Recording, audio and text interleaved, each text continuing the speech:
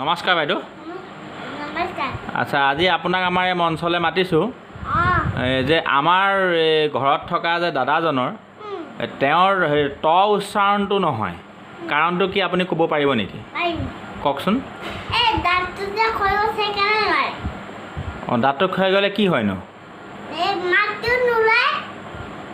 অঁ, মাতটো দাঁতৰ লগত আকৌ তৰ লগত কি কথা আছে আকৌ?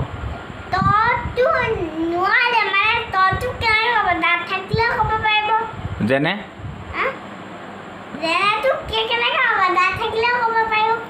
এতিয়া মানে উচ্চাৰণবিলাক কি দাঁত নহ'লে ক'ব নোৱাৰে নেকি?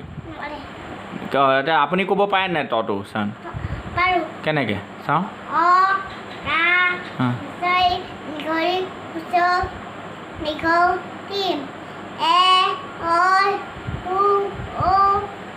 অঁ, নহয় আকৌ তামোল ক'ব পাৰে আপুনি? অঁ, দাদাই নোৱাৰে? অঁ, দাদাই কেনেকৈ কয় সেইটো দাদাই কেনেকৈ কয়? ভালকৈ বহি পেলাই কওক, নহ'লে আপোনাৰ চাই আছেনো ছবি। অঁ, আৰু কি কেনেকৈ কয় কথাবিলাক কওকচোন আপুনি। নহয়, তেওঁ কিবা কথা পাতে যে কেনেকৈ কথা পাতে?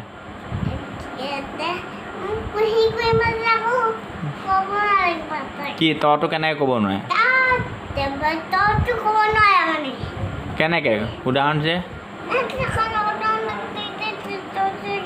আচ্ছা, তো আপুনি দন্তীয়া ন কয় নে দন্ত ন কয়?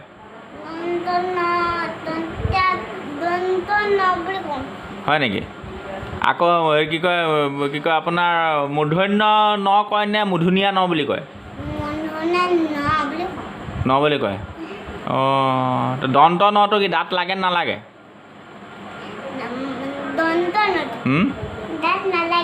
নালাগে। আকৌ দন্ত বুলি কয়, দাঁত বুলি কৈছে যে? লাগে। উচ্চাৰণত কি ব্যৱহাৰ হয়? উচ্চাৰণ কৰিবতে কি লাগে? অঁ, জিভা লাগে। আৰু দাঁত লাগে। আৰু সেইখন কিনো ওপৰখন? অঁ, তালু। অঁ, তালু, জিভা আৰু দাঁত লাগে। আচ্ছা, দাদা দাঁত গজিলে পাৰিব নোৱাৰিব এতিয়া?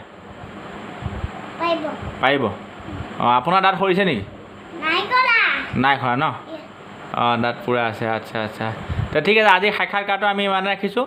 আমি সাক্ষাৎকাৰৰ পৰা এটা কথা গম পালোঁ যে আমাৰ উচ্চাৰণ কৰিবৰ কাৰণে দাঁত লাগিব, জিভা লাগিব আৰু তালু লাগিব, আৰু নহ'লে আমি উচ্চাৰণ ভালকৈ কৰিব নোৱাৰোঁ। আপোনাৰ পৰা গম পালোঁ যে দন্তীয়া ত নহয় দন্ত ত ন?